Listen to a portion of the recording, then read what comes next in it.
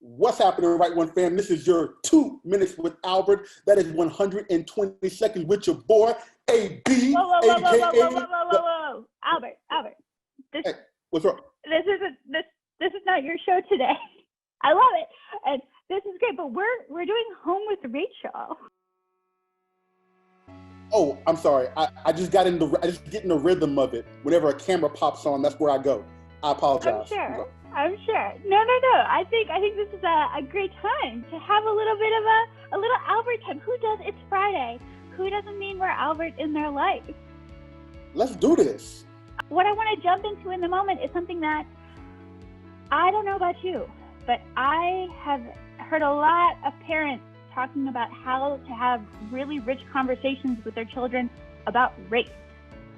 And we are across the country, but we have come together, and I think right now would be a really great opportunity to take on this deep dive, this really rich conversation that a lot of parents don't know how to have. I mean, this needs to be addressed and needs to be talked about, and there's a lot of great books, but I would love to pick your brain about what are your thoughts on this topic. Absolutely. No pressure. I love it. No pressure at all. But this is what I say first, kind of leading off into it. In regards to parents having these conversations with their children and kind of with other adults in their space, there are two things I always ask. Number one, that everything that we say is said with love. And number two, that everything that is received in love. I think if we hold those two principles steady and consistent, then the other stuff we kind of can weigh in a little easier. The conversations move a bit more freely when we don't feel this need to be very kind of taken back or withdrawn or whatever the case may be. So, yeah. I love that.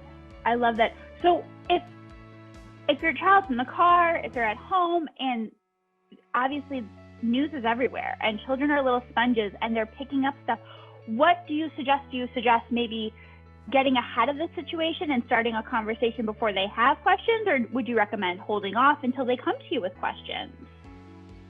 Well, in my experience, what I found is traditionally most African American families have these conversations with their children early on to begin with. Whether we know it or not, or whether people like it or not, these conversations are being had in the African American household. What I think it would be beneficial is in all aspects of all ethnicities, if these conversations were had early, that said, hey, buddy, people are going to look different than you, and that's okay.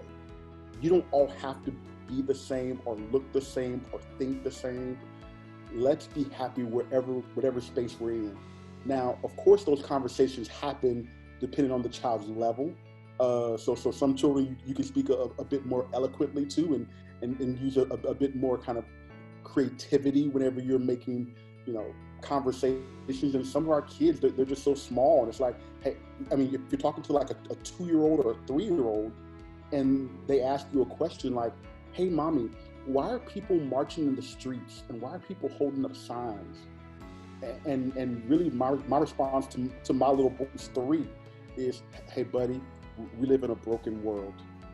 And right now people are just sad. Yeah. And this is how they're acting. If I could talk to parents all over anywhere, where you are in Chicago or where I am in Texas, it would basically be, I would tell them this. Our children are sitting under what we call generational curses. Whether you know it or you've actively engaged in it or not, they're sitting under these curses. So what I would encourage parents to do is to not deny them, not to say, well, no, let's turn a blind eye, none of these things are actually happening, but to actually say, hey, these things are happening. We are struggling as a society. How can we help move the needle forward? Like my goal is to help move the needle forward so my child will not have the same struggles that I had or my parents had or their parents had and that kind of stuff. But I think that only happens whenever we're honest with each other. So I love that. Honesty is the best policy. And while I love that you said like conversation, hard conversations are hard, but they're going to move the needle. Because if you just ignore them, nothing changes. You got to have those rich dialogues. Is there any resources that you can recommend to parents? Anything that they should check out? And then also, plug yourself while you're at it. Golly, resources. In regard kind of what children can learn and what children know at certain ages, I'm always advocate of the CDC's developmental milestones.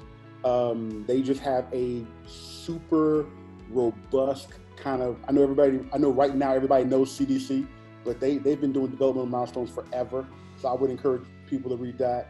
And if you want to know anything else about me, about what I do, of course, my name is Albert Wright. You can follow me on my website, www.wright1training.com. You can also like me on Facebook. I make weekly videos called 2 Minutes with Albert, and they're literally just kind of there to get a bit of comic relief through the struggles that we're going through. And yeah, follow me on social media because it's fun. Do it. Definitely follow Albert. I have to say, 2 Minutes of Albert will give you a really quality chuckle when things are hard. And I don't know if anyone's looked around lately, but things are hard right now. And again, thank you so much. And at the end of the day, saying things with love, receiving with love. I send you all the love I possibly have from Chicago. Keep up the amazing work, friend. Thank you very much. Doodle.